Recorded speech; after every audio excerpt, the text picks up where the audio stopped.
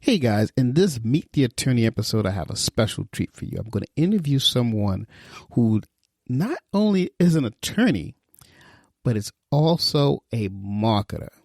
Two topics that are near and dear to my heart. So, without further ado, enjoy the show.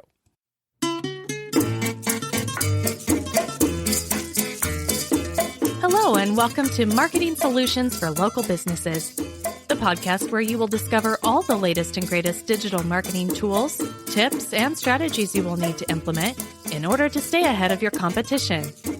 If you are not getting the results you are looking for from your digital marketing efforts, this is the podcast for you. And now, here's the host of our show, the local business guy himself, Frank Deming. Hello, everyone. This is Frank Deming, the local business guy, and welcome to another episode of Marketing Solutions for Local Businesses. Happy Wednesday.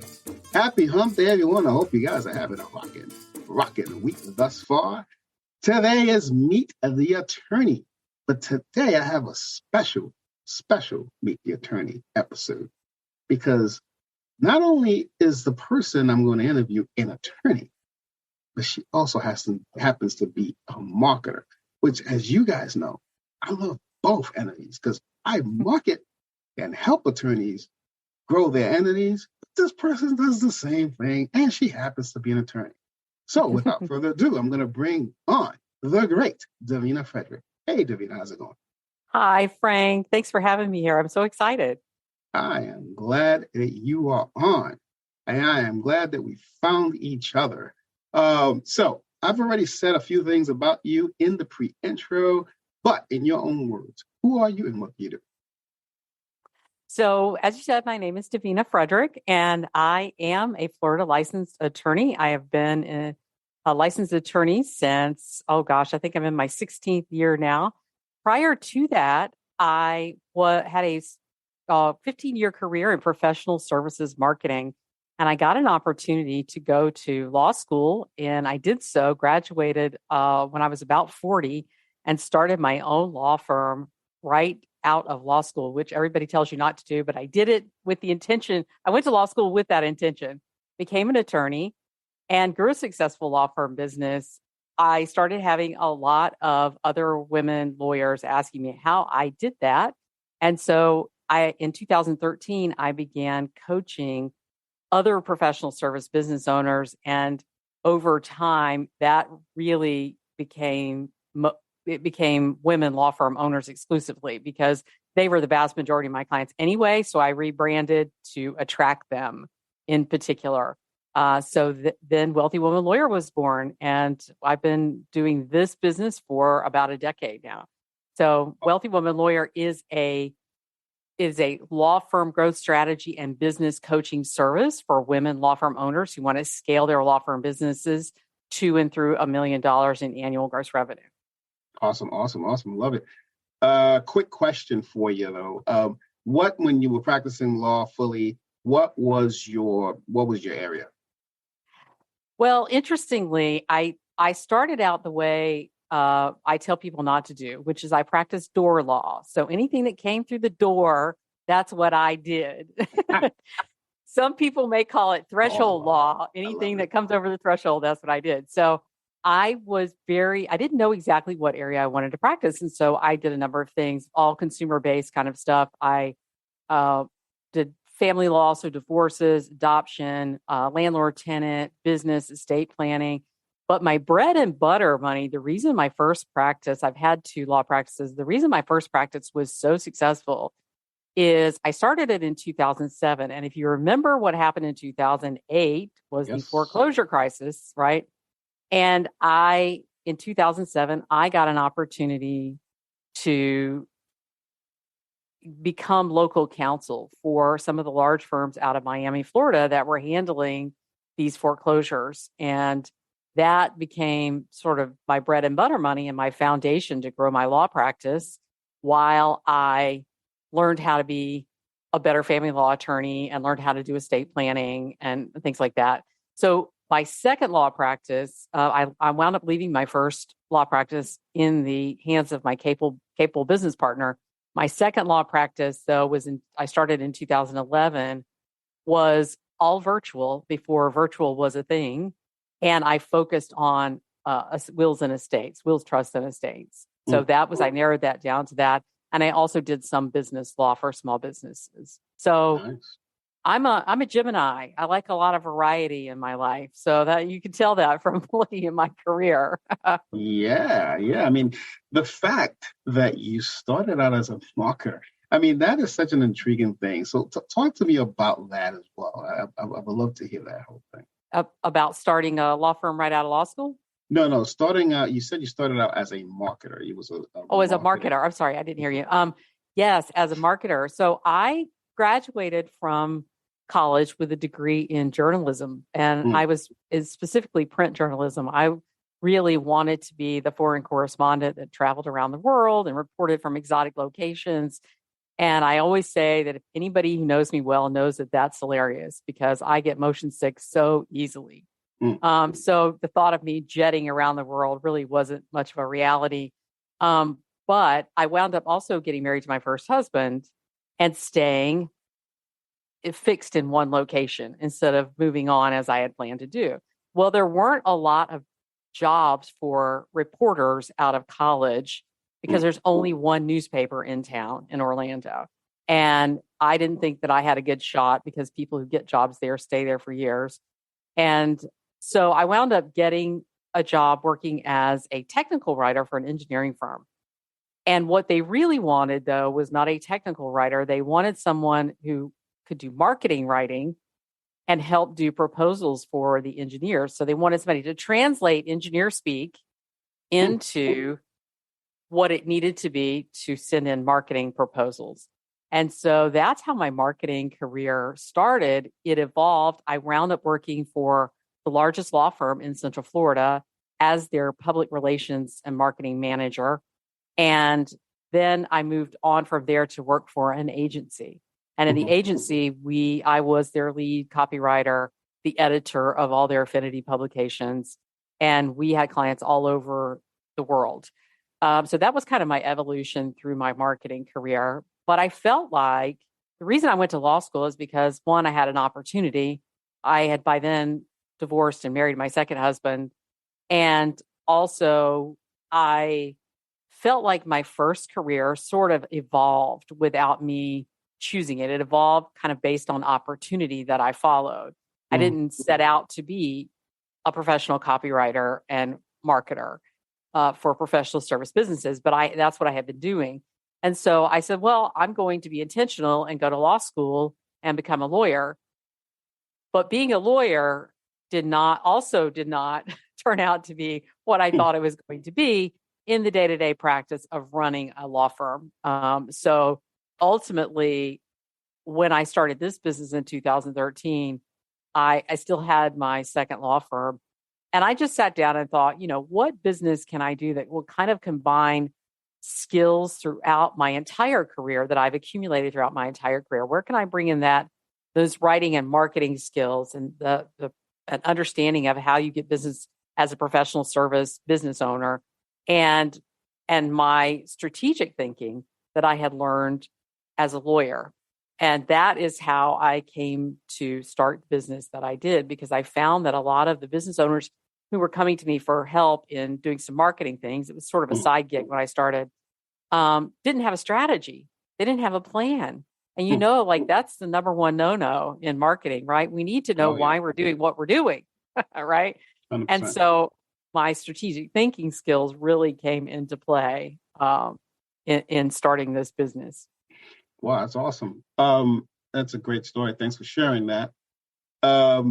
So a lot of things swimming in my head right now, because this is, like I said before, this is near and dear to my heart because I love marketing. I've been in marketing for forever. And I've been servicing attorneys for a long time as well. So this is definitely the most intriguing topic. But let's get into the topic at hand. In terms of what we're talking about today, the title of this is Law Firm Marketing in the Virtual Age. So let's talk about that. That obviously you've got a ton of experience in that. What does marketing in the virtual age look like today?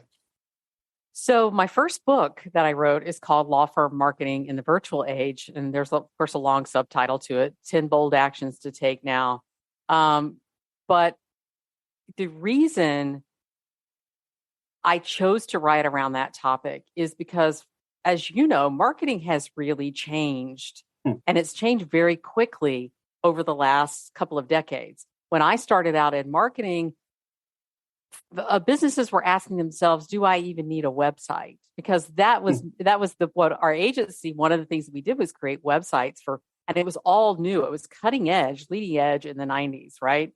And now, of course, everything has changed. And if you're not showing up online, you're missing the boat. You need to be participating in online communities and finding ways to get visible and get out there. And so the reason I wrote this book is I wanted to help attorneys we get approached by a lot of people who are marketers. But as you know, somebody who does SEO is very different from somebody who does social media management, but they might both call themselves marketers. Ad salespeople might call themselves marketers, right?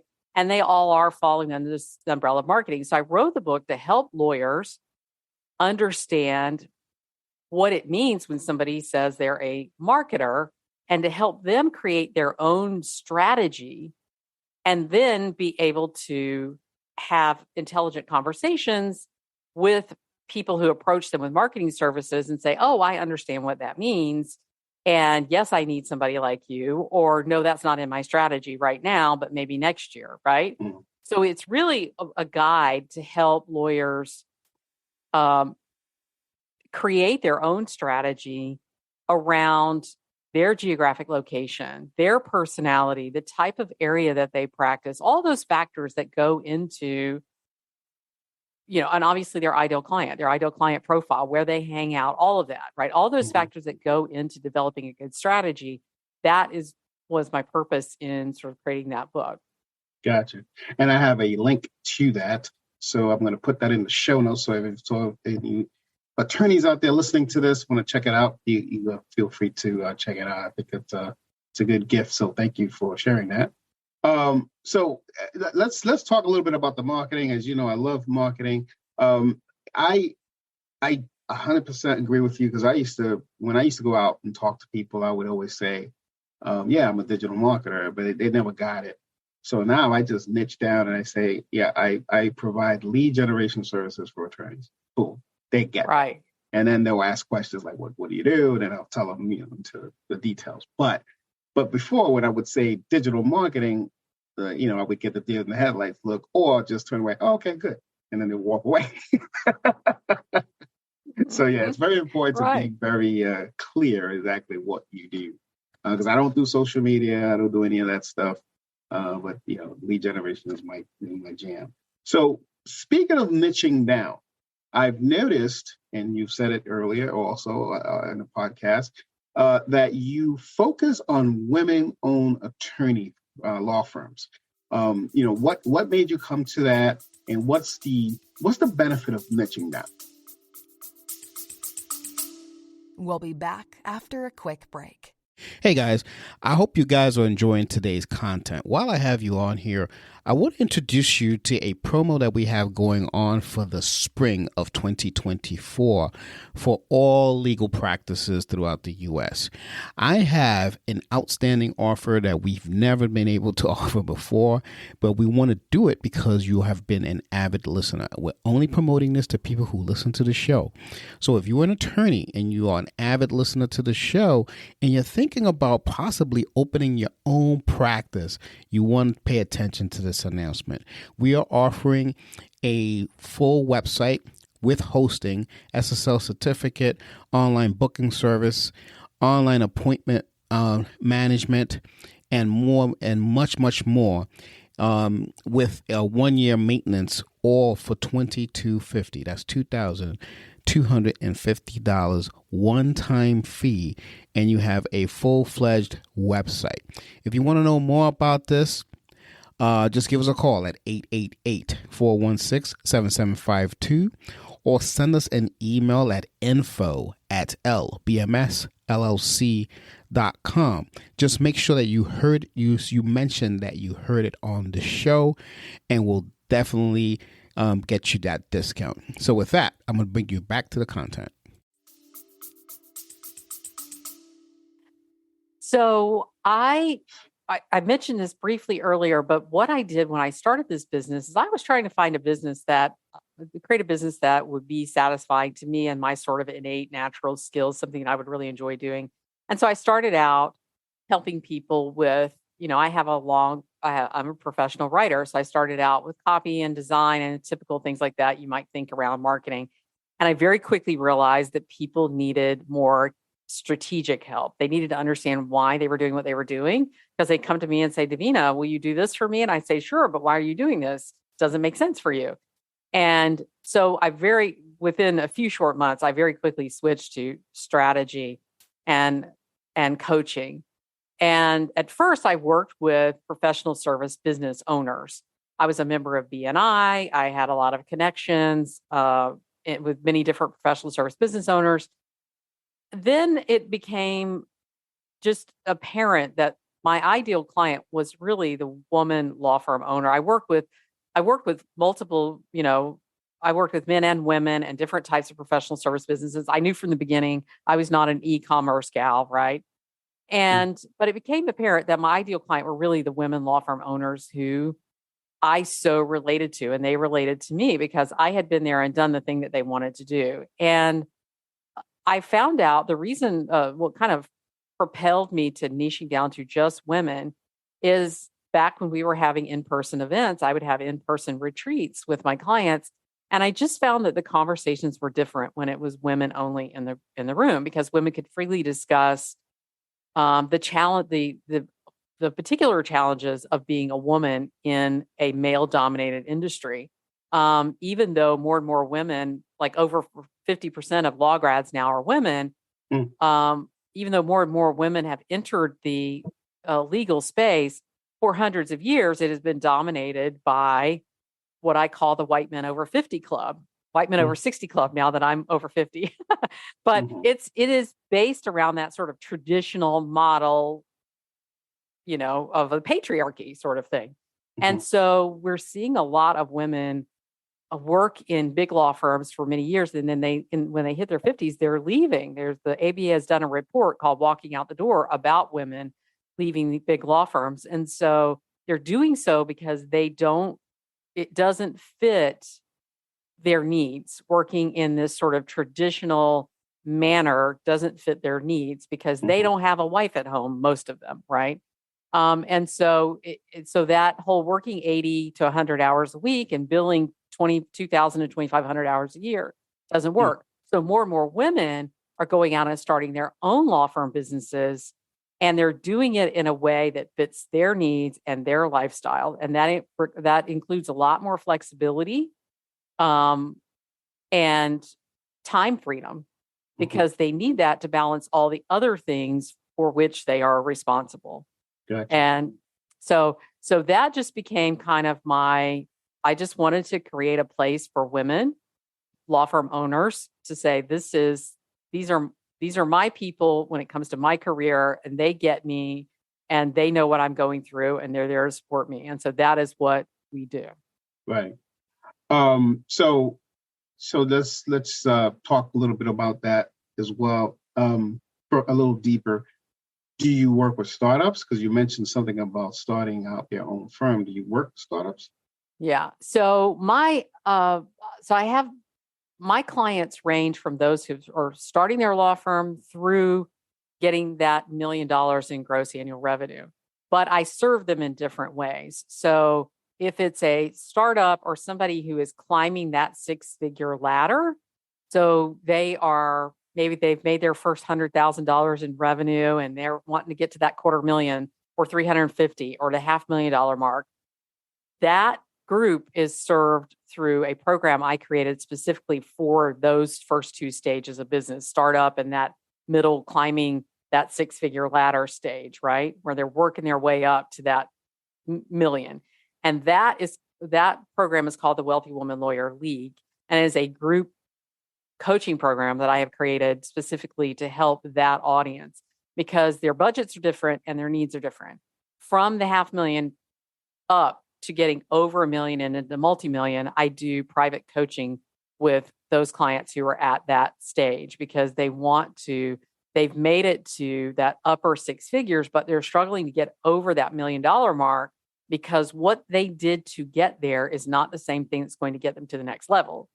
And so that requires a different level of intensity and coaching. So I've kind of broken it into two different options for three different stages. So while I do serve people who are just starting out, I through this group program, a lot of my clients come to me. They've already made six figures, in their revenue, but they're struggling to leverage their resources. So they're struggling to manage their time effectively, hire other attorneys, set up systems, that kind of thing. So that's the meat of that. The ones who are starting out, we focus on getting them those attracting better clients, those right fit clients, because most of them are doing kind of how I started out, whatever comes to the door.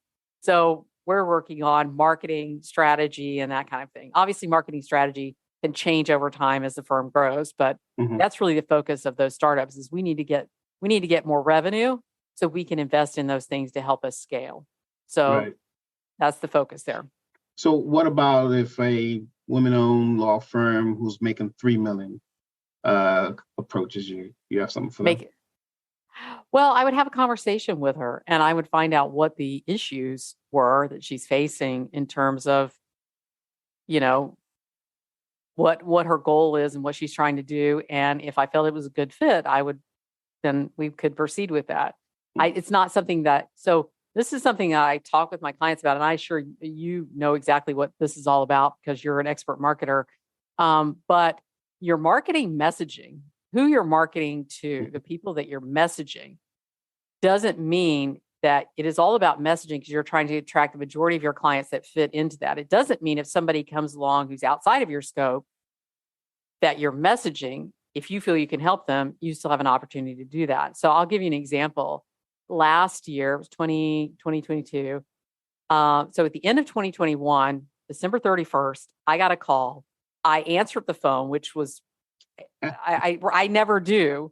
But I happened to be home alone at the moment. My husband had gone out someplace, New Year's Eve, and it was in the afternoon, and I was sitting there and the phone rang and I answered it. And it was a man who worked in a partnership. And he said, I really would like to hire you for coaching. Can I do that?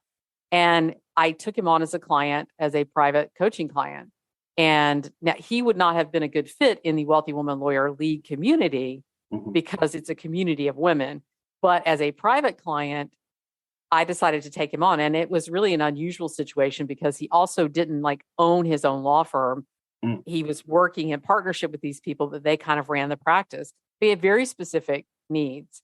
And so I accepted him as a client. He paid in full for the year and we got started.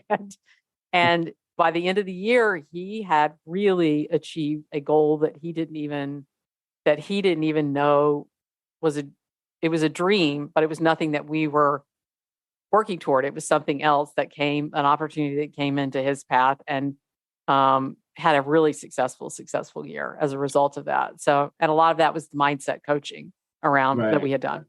What a way to start 2022 off, huh? Kudos. Yeah. Oh, it was fantastic. Fantastic. 2023 is a fabulous year for him. So, I also help, my clients are women, the women law firm owners who get over that million. They stay with me as they scale up to $1 million, $2 million, $3 million. So some of them start out with me, they're in that high six figures, and then they stay I've got one client that has 4 years. When she started out with me, she was in high six figures. We got over $1 million the first year, and every year it's eked up a little bit. She stayed with me for 4 years and has made that kind of revenue over and over again. So, that's the exciting part for me. I as I'm sure it is for you, when you see your clients get those results, Oh my God, that's the best. That's the best for me. I do cartwheels. So tell me something. I want to help you out as much as possible. You're on the show. I want to promote your brand. I believe in your brand. Is awesome. What are some common things that you see people coming to you for that you fix 100%? And it's such a common thing that if they were to tweak it just a little bit, you know, they could just blow it off the blow it off the water. What is that common thing? I'm sure there always is. Yeah. So, well, I work with helping them scale. So it involves more than marketing. But if we're talking about Yeah. marketing in terms of marketing, I think the part. Well, it could be on scaling. Maybe the common Okay. thing is that they don't they don't know how to let go or something like that. I don't know. Well, yeah, delegation is definitely a big thing. Now that you mentioned that, prioritizing your time. I think Mm. one of the challenges of entrepreneurs, whether they're lawyers or working, because I've had other types of businesses and I know I've been there, done this, is that we don't prioritize our time well. I once had a mentor tell me, Davina, you can manage all the details. You are perfectly, allowed to manage all the details if you want, but you can do that or you can grow. You cannot do that, but do them both. You Yeah. cannot grow and micromanage all the details. And for lawyers, we're very cautious and careful. Our job is to make sure that T's are crossed and I's are dotted. And so by nature and by training, we tend to be very risk averse and always with our mind on all the details. But when it comes to scaling your business, you have to shift your thinking around that and you have to trust that you have the ability to hire and to train people to manage details so that you can focus on strategic thinking, CEO level thinking, being a visionary leader.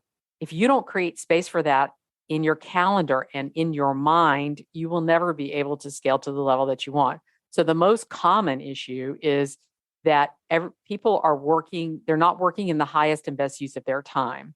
They have things on their to-do list and on their calendar that they should not be doing. They are not the best they are not the best person for every job in their business like they think they are. So that I would say is probably the biggest issue. People are focusing on the wrong things. Yeah, it's funny how things are alike across all industries.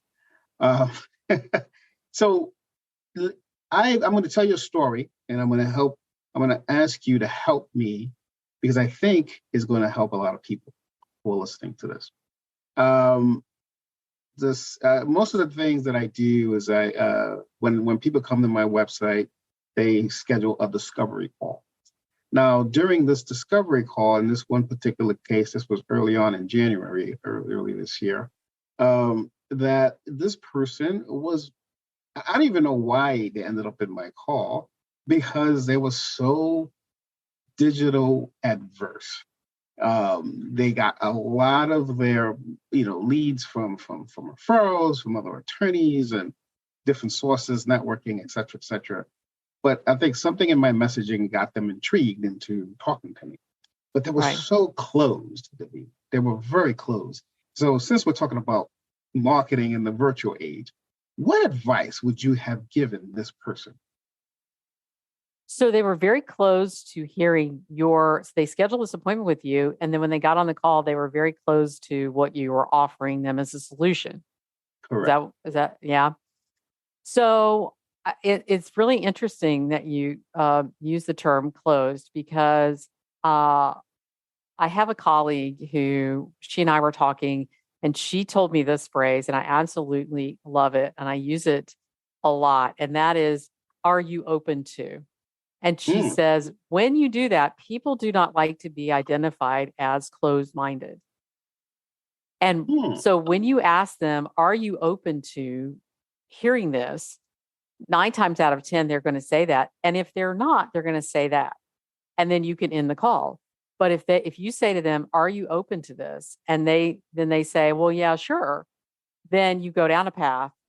You can go down a little further on that path with them. Also, I think it's important to recognize that we're not not everybody's a right fit for us, right?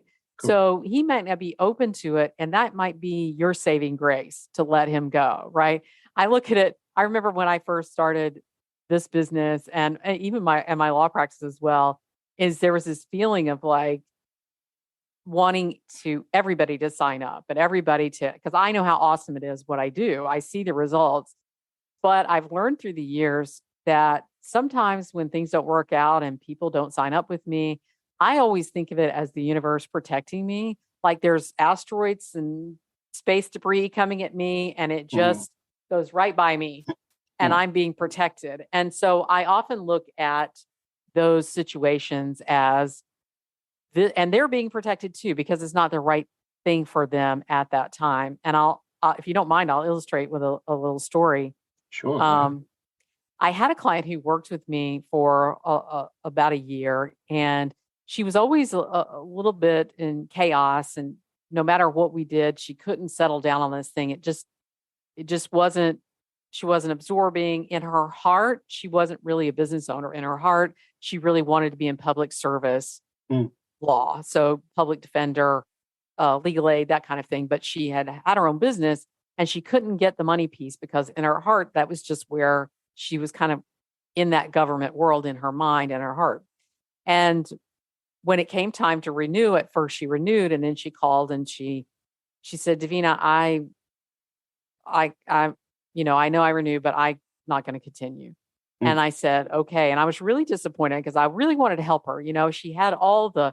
She was just this amazing human being, very radiant and full of life and full of light, and, just somebody who was a joy to be around. And I really wanted her to be successful for this business. I wanted it so badly for her. And I was disappointed. I was disappointed for her. I was disappointed for me because this person was moving on. Right. But I found out a few months later that she was diagnosed with a very rare form of cancer. And the next 2 to 3 years of her life were a real battle. It really became something very, very serious. And she had a young child, and she eventually passed away. And I always think to myself, there's another, that people are all on their own journey. And sometimes we don't know the reasons why things don't work out, but there is a reason why things don't work out. And in that particular case, she did not know it yet, but she was going to be in the fight for her life over the next 3 years. And that's where her attention needed to be. And I didn't know it at the time. So even though I wanted this thing for her, once that news came out, I was, the universe is protecting both of us in that situation, because her attention needed to be someplace else. Yeah. And she got that, feeling or message that this wasn't a right fit for her at that time to continue. And so that's kind of why my approach to those things. If people are not open to what I'm doing, I do look at it and say, that's okay. Right. Yeah. Because you're not ready. And that leaves space for somebody who is ready, who is eager and needing what you offer, I so agree with that. I've had to let go of so many clients because of that, especially when I switched over, because I used to try to service every local business. And then when I switched over a few years ago to just attorneys, it's like, it's so liberating, because I can focus on creating funnels just for attorneys, Right. And that's, I don't have to worry about, how this HVAC company is going to work, So, I hear you. Yeah, you realize, I know I took that in a very woo-woo direction, but you do start to, I think as we mature as business owners, we move out of that phase of thinking that everybody is for us and we're for everybody. That saying, you could be the juiciest, ripest peach in the orchard, and some people aren't going to like peaches. So I've never heard that one. I like that. Yeah. But that was an awesome story. Very touching. And you just never know. why, Yeah. why things don't work out. But not everyone's for you. So yeah, I totally agree. What's next? What's next in Davina's world? What's in it for 2023? What are you striving to do? Well, in 2023 with Wealthy Woman Lawyer, we have some exciting plans. I've been working with a new marketing agency, in fact, and we are really working on growing the Wealthy Woman Lawyer League, because the reason I created it is I wanted to create something at a price point that would be a no-brainer for women law firm owners to get the help they need, because I want to help thousands of women law firm owners create their own businesses, not just businesses, but wealth generating businesses. There are stats out there that only 1.7% of women owned businesses get over the $1 million mark, that Wow. most kind of stay in the low six figures, and maybe they're lucky to get 100,000 a year. And so I feel like with women law firm owners, there's absolutely no reason why they need to stay in that sort of struggle of not making enough money in their business, that they need to make money so that they can fully fund and enjoy their life, have time to enjoy their life. And if they build a systems driven business that is run by a team, then they have the freedom to come and go and not worry that their business is going to fall apart if they are on vacation, or if they're out sick, or if they're having to deal, with something else. And so I'm really on a mission in that regard. And that is what I'm working on in 2023. I'm working on growing that audience, getting the word out and saying there is help for you if this is your situation that you're in and you really want to be successful. For me, it's more than the money, but it's Wealthy Woman Lawyer for a reason, because I believe that when women have economic power, that we can do and do great things for our community. And so I'm trying to get more economic power in the hands of women. And I think women law firm owners there's no reason why they can't have more economic power. Amen to that. And I know when this episode goes out, it's going to be past this date. But today happens to be International Women's Day. So right. Absolutely. Absolutely. It's a great day. Yeah, it's a great day to do this, International Women's Day.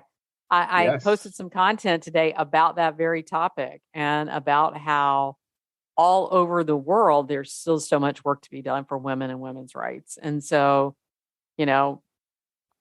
this is just one little piece of what I'm doing that I hope is a pebble in a pond, because I think if we can get women are by so many women volunteer on top of having a career, on top of having their families. And I would love to get women to a point where they're able to write big checks for things that they believe in terms of changing the world, being the change they want to see in the world. And so that they can fund initiatives for making those kinds of changes if that's what they desire. So you're going to create a bunch of Oprahs. That's just a joke. No, that's good. That's good. That's good. Great initiative, and I would love if any way I can help you achieve that. I'm not a woman, but I can I can at least assist you in helping that. Just reach out.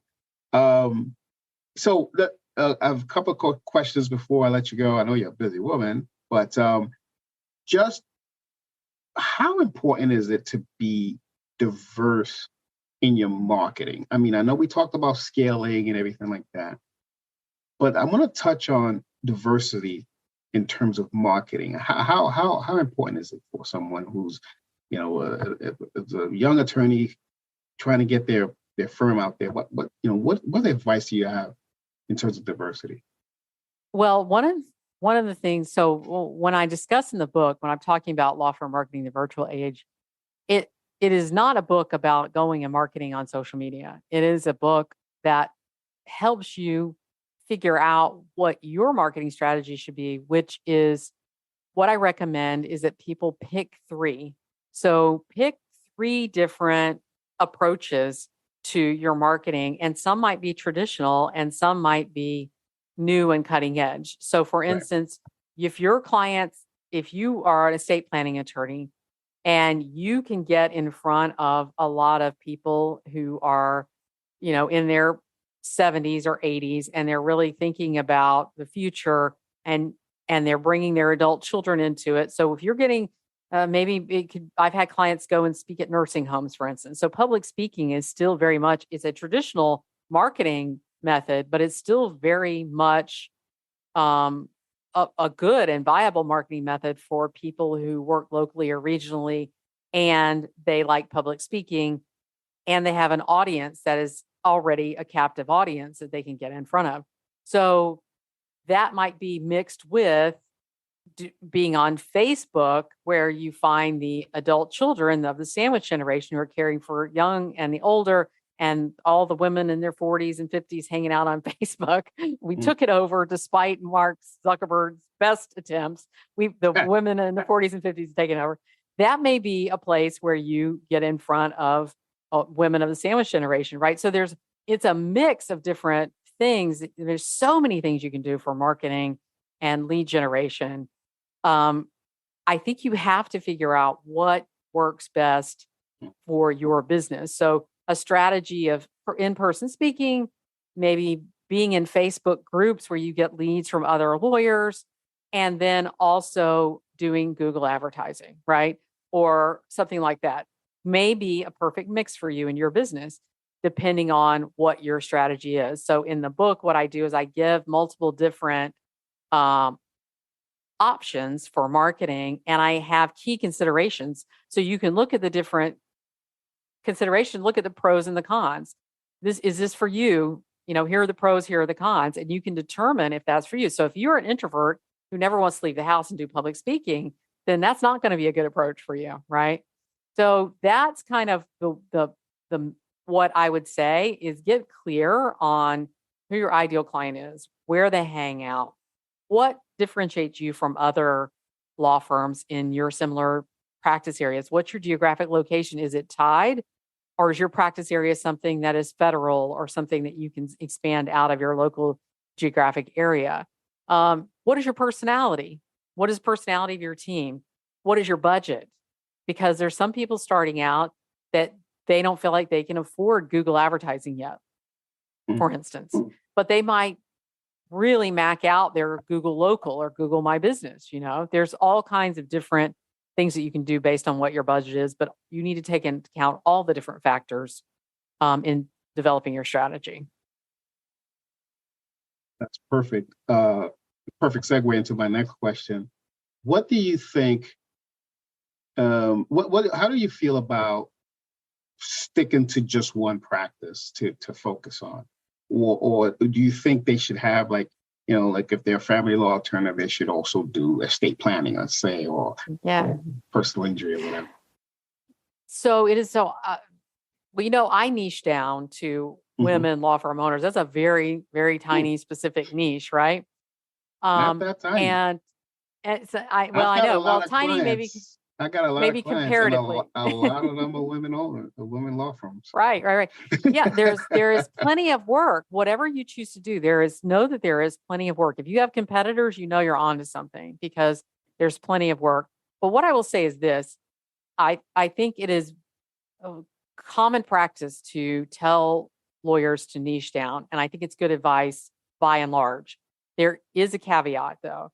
And so why I think it is good advice is that the law is too vast and too detailed for you to know everything, right? So the more niche down you are, the more you can go deep and truly be an expert in that area. And the more you can position yourself that way in your marketing, which is going to really call out those clients who are your ideal clients. So when I changed, my business was like my main business is D. Frederick Media Marketing. My Wealthy Woman Lawyer is a brand under D. Frederick Media Marketing. And I created it because D. Frederick Media Marketing means nothing in terms of calling out my clients, but Wealthy Woman Lawyer is very specific. So it allows you to do that by niching down. And also it makes life easier, because then you don't have to know everything. You don't have to know anything about divorce if all you do is estates and probate. You don't have to worry about that. And it makes you a great referral source for your attorney colleagues. The caveat, though, is that If you are a young attorney and starting out in a firm and you do not have a lot of capital and you go start a business like a personal injury law firm, which is largely it is based on contingency. In other words, people come and they hire you, they don't pay you anything. They don't pay you out of pocket costs. They don't pay your fees. They don't pay you anything until you get a result for them. Then when you get a result for them, you get a cut of that check. That's contingency.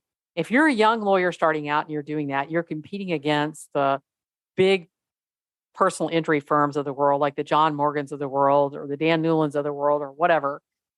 They have a lot of money to be able to front for clients. So if you're not in that position, you either need to get a source of capital or you need to add a practice area that is going to create cash flow for you month in and month out. So you may add to a personal injury practice, family law, because family law is a cash cow. There's a lot of people getting divorced, and that those retainers can come in regularly, so you can have cash while you're waiting for the big payout. So there are situations where it makes sense to add a little diversity to your practice. And there are many different practice areas where you might want to consider that. Maybe real estate. If the market swings one way or another and real estate collapses and you're used to having closings every week, you might want to have something to hedge that bet. You know what I mean? Yeah.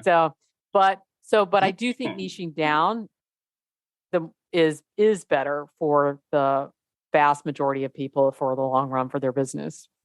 Gotcha. Thanks a lot. That's good advice.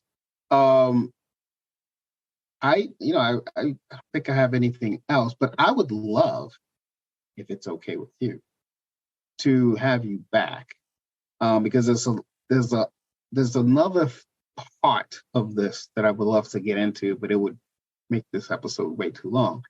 But I would love to have you back and get into more scaling strategies and all that kind of stuff. Because I love this topic. I could talk about this all day long, but we both have busy lives. So I'll probably put an end to this now. But before I let you go, though, Davina, is there anything I did not ask you, considering the whole digital marketing stuff, that you think would benefit the audience?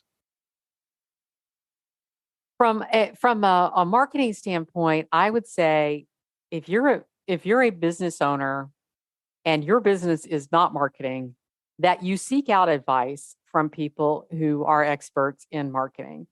And the reason I recommend that is because, so for instance, I'm a lawyer and I went to law school and became a lawyer, and I have a lot of deep knowledge about law. And so people who are Google lawing, going to Google and looking up things about, they are missing the boat in not hiring an expert. And it is the same thing if you are wanting to market your business.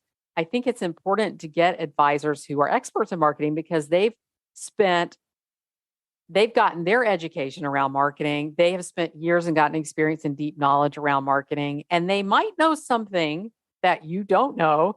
And also, if you're trying to grow a business, you really don't have the time and energy to devote to becoming a deep knowledge expert on every area of your business. You need to build and create a network of advisors there to help you. And those advisors may be your accountant, your bookkeeper, obviously, you're a coach, marketing professionals, their lawyer. I mean, there are all kinds of professionals that you need on your team to help advise you as you're growing your business. That would be what I would say to do, is cultivate that network of experts to help you. That is an awesome end to an already awesome episode. Thanks for that. That was a great answer to that question. Appreciate you. So I am going to bid farewell to this episode. I want to thank you for coming, Davina. And again, I'm going to extend the invitation to come back, because there's some other stuff I want to get into. But until that second, I'm going to say Davina 2.0 interview. I'll see you then, hopefully, if you take me up on my offer. Until next week, This has been Frank Deming, the local business guy, and you've just been blessed by the great Davina Frederick. Take care, folks. Until next week. Peace. Thanks for listening to another episode of Marketing Solutions for Local Businesses, the podcast where you will discover all the latest and greatest digital marketing tools, tips, and strategies you will need to implement in order to stay ahead of your competition. Don't forget, any links that were mentioned during the broadcast will be available to you in the show notes, so be sure to grab them while you have the chance. Incidentally, if you have any topics that you would like for us to discuss on the show, be sure to send an email to the email provided in the show notes, or click the Contact Us link and let us know what topic you would like us to help you with, and we'll be sure to add it to our schedule. If you would like for Frank and his team to look at your digital marketing presence and give you a free evaluation, simply click the Request a Free Consultation link in the show notes to get a hold of them. That being said, until our next episode, make it a successful digital marketing day. Peace out.